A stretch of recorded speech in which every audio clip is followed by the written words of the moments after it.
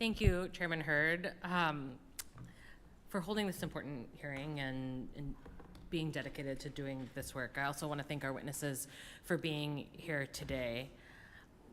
Mr. Chairman, your partnership on the ATARA Amendment Act has been incredible, and as folks know, ATARA was enacted in 2016 with the goal of empowering tribes to have more authority to manage their own trust assets.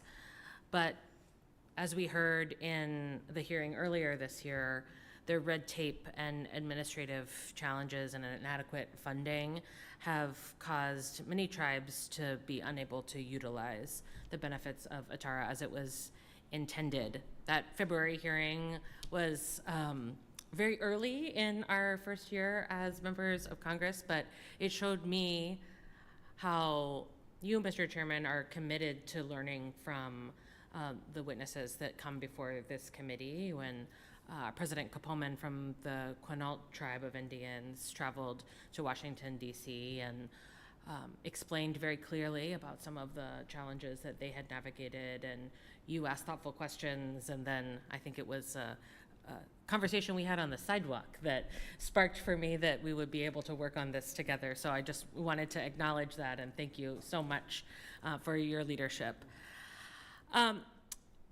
This bill reaffirms the trust responsibility of the federal government to tribal nations and strengthens tribal self-determination in the management of trust assets by cutting this unnecessary red tape and allowing more tribes to develop Indian asset management plans, as you have already spoken to. Mr. Vredenberg, I wonder if you can share a bit about how implementing ATARA helped your tribe also implement further ecosystem restoration work, including increasing fish return.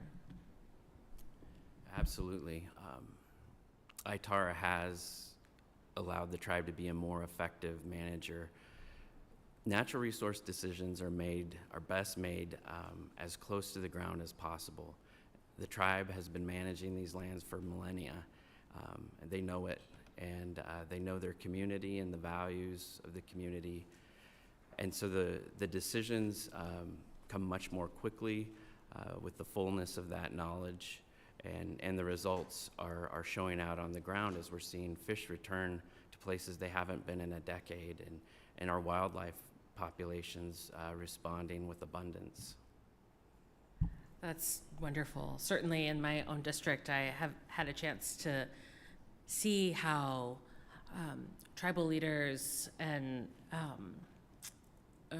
tribal natural resources scientists are the best positioned to make these management decisions about their lands and waters and forests. And in fact, during the shutdown, when we didn't see government scientists be able to uphold some of their co-management responsibility in Washington, it was tribes that continued to do so much of that important work. But it's not, as I think was mentioned, it's not every tribe that is able to take advantage of creating a plan through ATARA.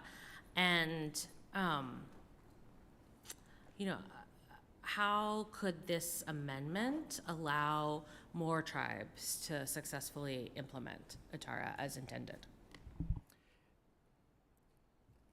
HR 5515 addresses some of the hurdles and streamlines the process for tribes to be able to enter into the ATARA authority.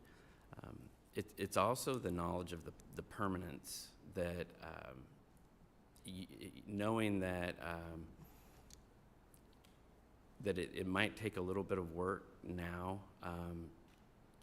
but it'll be worth it in the future, and it'll be durable, something they can rely on and trust. I think is really going to foster more participation. Wonderful. Thank you so much, Mr. Vredenberg, and thank you to our other witnesses. And Mr. Chairman, I yield back.